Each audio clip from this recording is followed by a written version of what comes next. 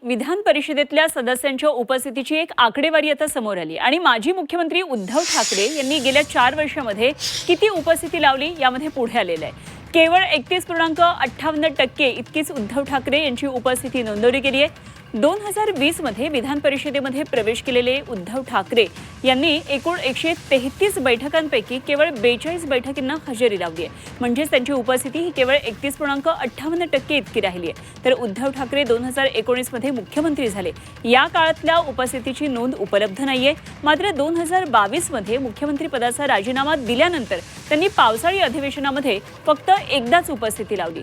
2026च्या अर्थसंकल्पीय अधिवेशनामध्ये 16 पैकी केवळ 4 बैठकींना ते उपस्थित होते। तर उपलब्ध आकडेवारीनुसार शिवसेनेच्या भावना गवळी आणि राष्ट्रवादी काँग्रेसचे रामराजे निंबाळकर यांनी सलग 3 अधिवेशनांमध्ये एकदाही उपस्थिती लावलेली नाहीये। आणि विशेष म्हणजे अमोल मिटकरी आणि राजेश राठोड यांनी 6 वर्षांमध्ये 18 पैकी 13 अधिवेशनांमध्ये 100% उपस्थिती नोंदवली आहे। तर शशिकांत शिंदे यांचं सुद्धा नाव यामध्ये येत आहे। 18 पैकी 11 अधिवेशनांमध्ये पूर्ण उपस्थिती त्यांनी दर्शवलेली आहे। एकदा आपण ग्राफिक्सवर ही सगळी माहिती जाणून घेऊया। तर 2020 मध्ये विधान परिषदेत त्यांनी प्रवेश केला। हजेरी पुस्तक पहा, उद्धव ठाकरे यांचं 133 बैठकांपैकी केवळ 42 बैठकांनाच त्यांनी हजेरी लावली।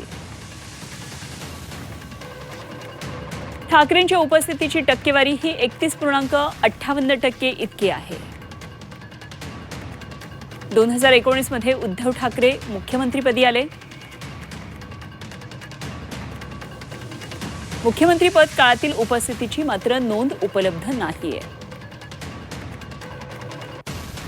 तर 2022 मध्ये मुख्यमंत्री पदाच्या राजीनाम्यानंतर पावसाळी अधिवेशनामध्ये एकदाच उपस्थिती लावलेली आहे।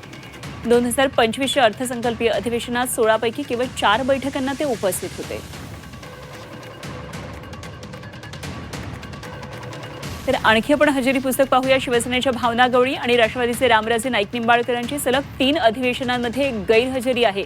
एकदाही ते विधान परिषदेत आलेले नाहीत। अमोल मिटकरी, राजेश राठोड यांची 13 अधिवेशनांमध्ये 100% हजेरी पाहायला मिळाली आहे। तर मनीषा कायंदे, जगन्नाथ अभ्यंकर आणि सुधाकर आडबाल यांची 100% उपस्थिती पाहायला मिळाली।